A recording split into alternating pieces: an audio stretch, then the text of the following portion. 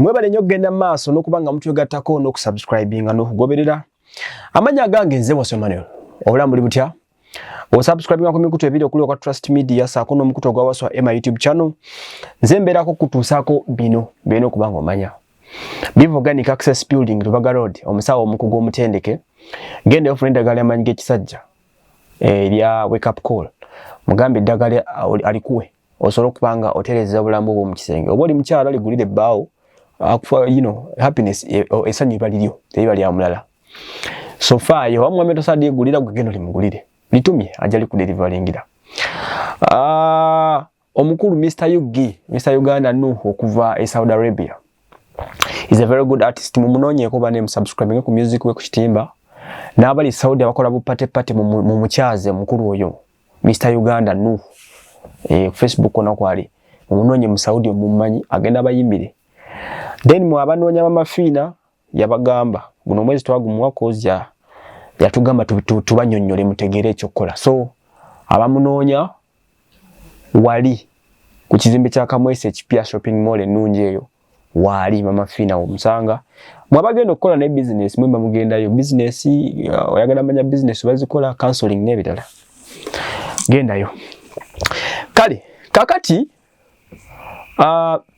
onakulwalero mbadde ndi awo muno metanoonyeza lugambo ne gasoma agani agasomye aga omukulu Lwasa Emmanuel Lwasa Emmanuel bwe twogerera ali mu jjeera bwe twogera ekigambo jjeera kigambo kya Luswahili ekitegeeza nti ali mu nkomyo jjeera yalumye dda era nga alina okubanga asuze wansi era ku mufaliso gwa inchemu nga yebise n'aka blanket kana kasikweya ekimu kubya ino kubanga kyaliko wetwogere emotoka ze ziri zibraba stazirimu obudde buno kubanga atemeza mpego emitayimbwa okusiza ku bentegedde Jinja Road Police Post temulese wabweru ono byatandise bitya senkulu ono yakwatiddwa ku nsonga za bufere obuli mu ggolo bantegeeza golodi ono polisi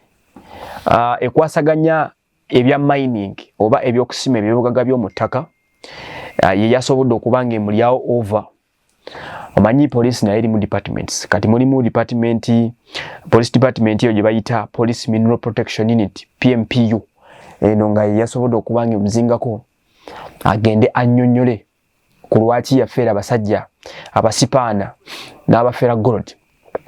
Ono abadde alina kampuni bbiri zaddukanya ngemu emanyikiddwa nga Trans-Equator Miners Limited saako n'endala emanyikiddwa nga Trade Panel International. Zino zi companies yali yaggulawo nga azikoze zakozesa okubanga atembeeya ebyobugaga by'omuttaka omuli gold. Kati wano kigambibwa nti yagenze n'aforginga signature kansoke nkabasomere na mu luzungu mukategere bulungi nnyo. Lwasa was arrested for allegedly forging the signature of the acting director, Geological Survey and Mines, Ministry of Energy and Mineral Development, Mrs. Alaba Agnes, and that of Mrs. Grace Lajwe, the Principal Chemist Directorate of Geological Survey and Mines, DGCM, in his fraudulent transaction using his two companies. Bigawa bya Lungereza ne katubizeko mu Luganda katini omuntu wafuwa wasaso okubanga bitegeera.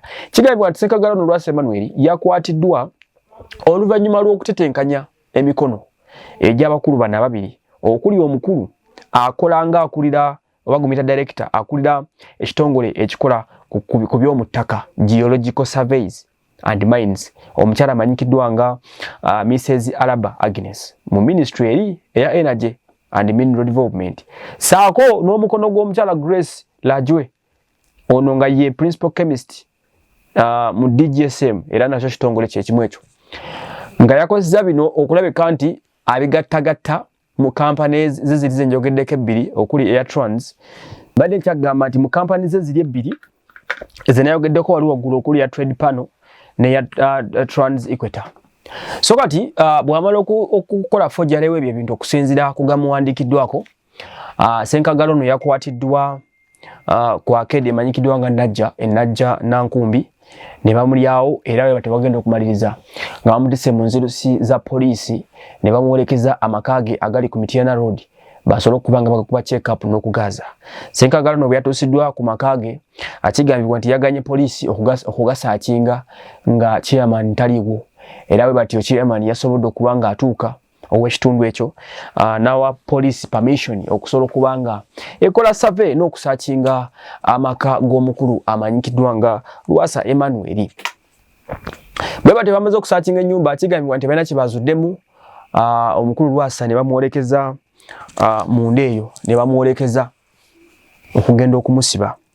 Lwasa guno si gwe mulundi gwe ogusoose okubanga akwatibwa mu nsonga za gold.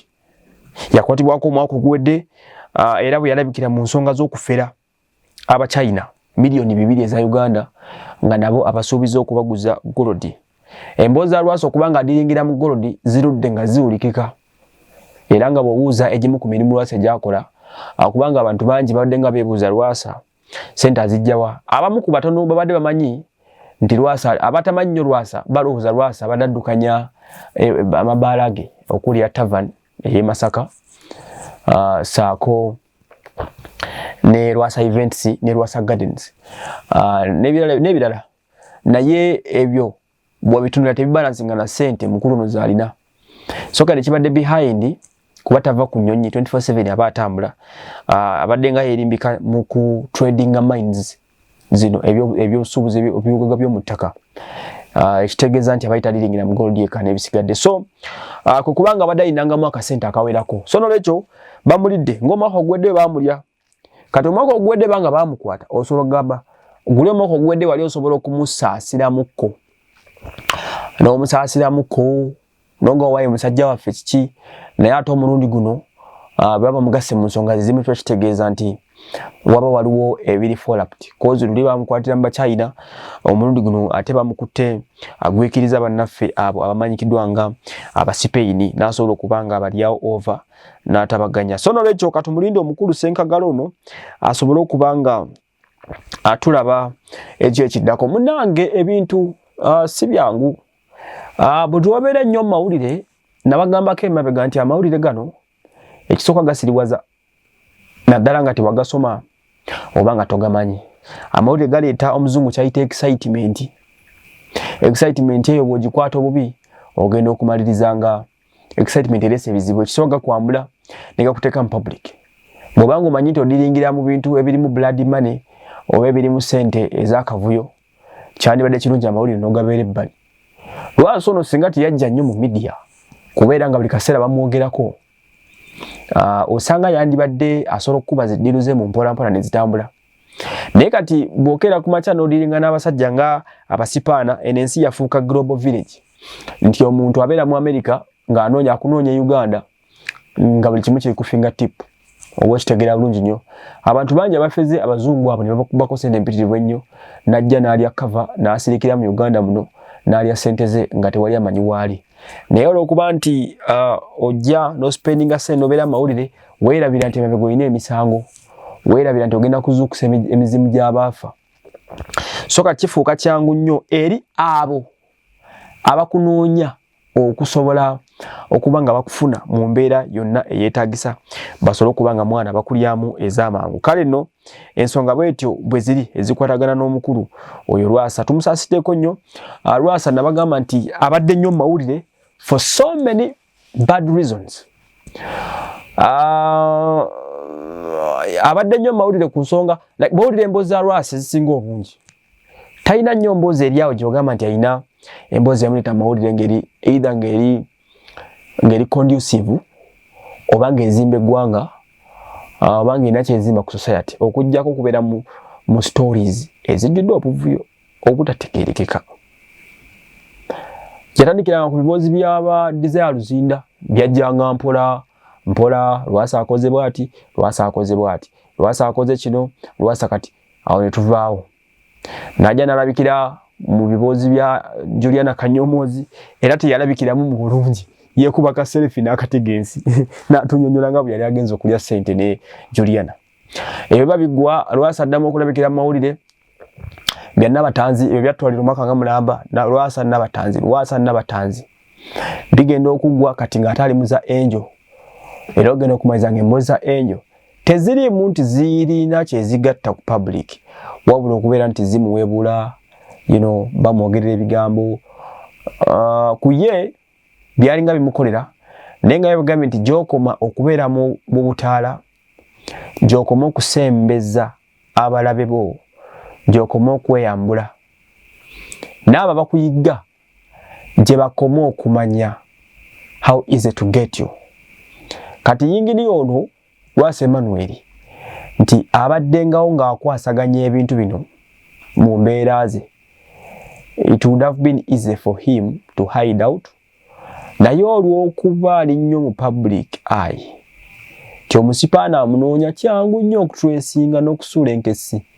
n'amanya Lwasa waali nze ndowooza ekimu ku bimeretedde ebizibu bye bino ebintu byokwagala ennyo okubeera mu mawulire eva 24/7 sirowooza nti oba osobola okubba abantu n'osigala ng'oyinaayina kale nowe gutyo bwe guli katubirinde petusobola kubanga twogera okusingakawo okujjako amyuka omwagizi wa poliisi mu Kampala Luke Wesigire yavuddeyo n'asobola okuba nga akikkaatiriza n'agamba nti Ssenkagala ono yakwatiddwa era ne bamulya we twogerera ali munda nze Lwasa Emmanuel.